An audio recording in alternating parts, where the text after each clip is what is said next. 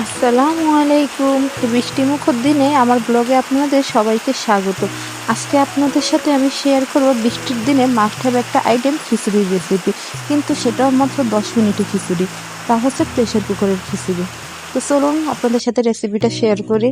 খিচুড়ি রান্না করার জন্য প্রথমেই প্রেশার কুকারে পরিমাণ মতন তেল দিয়ে তার মধ্যে পেঁয়াজ রসুন কাঁচামরিচ গরম মশলা দিয়ে ভালোভাবে ভেজে নেব।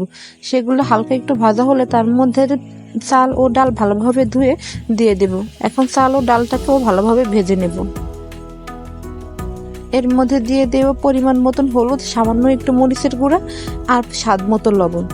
এখন চালটাকে ভালোভাবে ভেজে নিতে হবে। চালটা যত ভালোভাবে ভাজবেন খিচুড়িটা তত ঝরঝরা হবে। একটু সময় নিয়ে চালটা ভাজার চেষ্টা করবেন। চাল ভাজাটা ভালো হলে খিচুড়িটা খুবই ঝরঝরা হয় আর সুন্দর হয়।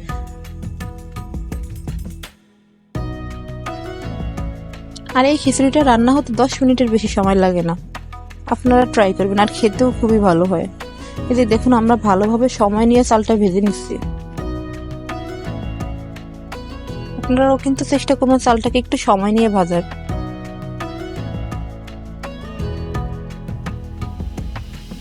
চাল ভাজা হয়ে গেলে এর মধ্যে যেই পরিমাণ চাল ও ডাল দিয়েছিলাম তার চেয়ে দ্বিগুণ পরিমাণে পানি দিয়ে দেব। পানির মাপটা ঠিক থাকলে খিচুড়িটা একদম পারফেক্ট হবে। বাস, এর মধ্যে আর কোনো কাজ নেই। এখন পানিটা হালকা একটু মিশিয়ে প্রেসার কুকারে ঢাকনাটা দিয়ে দেব।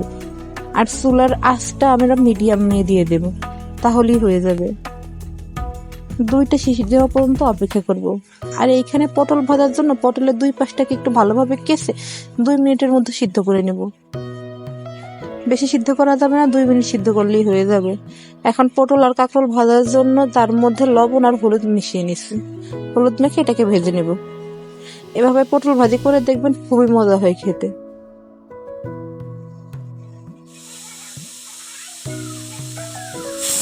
এই তো আমাদের প্রেসার কুকারে একটা শীষ দিয়ে দিয়েছে। 2টা শীষ যখন দেবে তখনই আমরা চুলার আঁচটা বন্ধ করে দেব।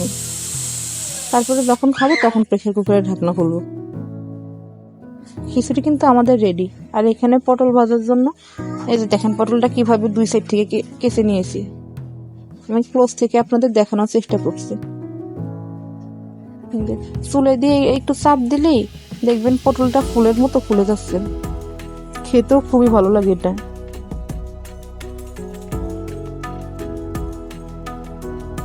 এটার স্বাদ আপনারা না খেলে বুঝবেন না। এটা রেগুলার পটল ভাজির মতো খেতে লাগে না, খুবই মজা লাগে খেতে।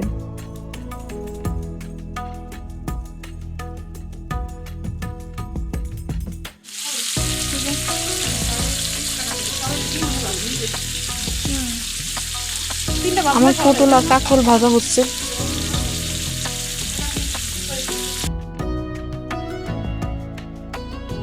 এই যে বললাম না, চুলে দিয়ে তারপরে একটু মাঝখান থেকে চাপ দিলে ফুলের মতো ফুলে যায়। 2 পাশে কেচবেন আর মাঝখানে যেখানে কাঁচা দেবেন না সেটাকে কড়াইয়ের উপরে রাখবেন। তারপরে খুন্তি দিয়ে এরকম মাঝখানে চাপ দেবেন, দেখুন 2 পাশে ফুলের মতো ফুলে যাচ্ছে। কিন্তু দেখুন এগুলো অলরেডি ফুলে যাচ্ছে, এখনো কিন্তু ভাজা কমপ্লিটও হয়নি। এরকম করে একটু চাপ দেবেন তাহলে ফুলে যায়। আর এইখানে ডিম ভাজার জন্য ডিম ফেটে নিচ্ছে।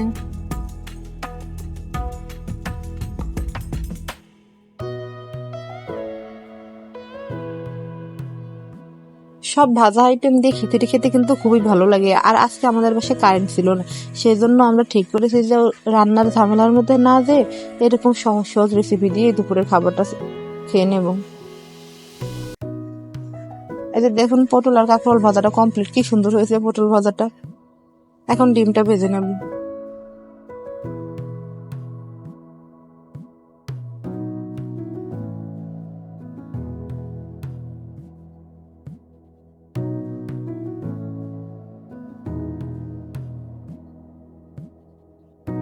খাওয়ার সময় হয়ে গেছে, এখন খিচুড়ির ঢাকনা খুললাম।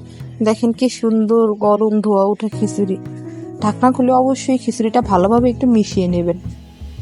কিন্তু আমাদের এখন মিশানোর কাজ চলছে। দেখেন খিচুড়িটা কতটা পারফেক্ট হয়েছে। দেখতে তত পারফেক্ট হয়েছে, খেতে তার চেয়েও বেশি মজা হয়েছে। আপনারা অবশ্যই ট্রাই করবেন। মনে হতে পারে যে প্রেসার কুকারের খিচুড়ি কেমন না কেমন লাগে, কিন্তু ট্রাস্ট মি, আপনারা টেস্ট করলে এটাই এরপর থেকে করবেন। আর চুলায় এত ঝামেলা করে খিচুড়ি রান্না করতে যাবেন না।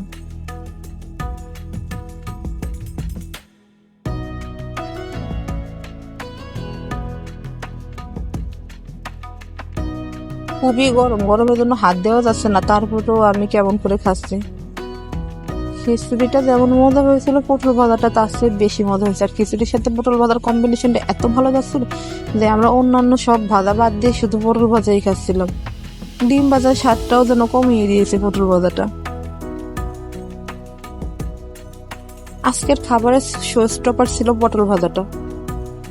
এত মজা হয়েছিল, আমরা সবাই বলেছি যে পটল ভাজাটাই খুব বেশি মজা ছিল।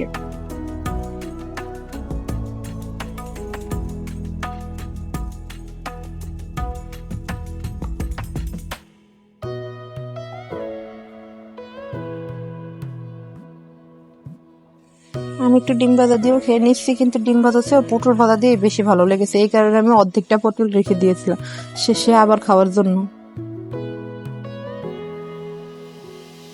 আর আপনারা দেখতেই পাচ্ছেন খিচুড়িটা কি সুন্দর ঝরঝরা পারফেক্ট হয়েছে। আমি এখানে আয়সা থেকে একটু প্রিঙ্গলস নিয়ে খাচ্ছিলাম, এমনিতে দিতে চাই না, অনেক পটিয়ে নিয়েছি।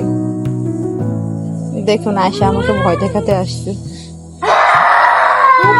ভয় পাইছি।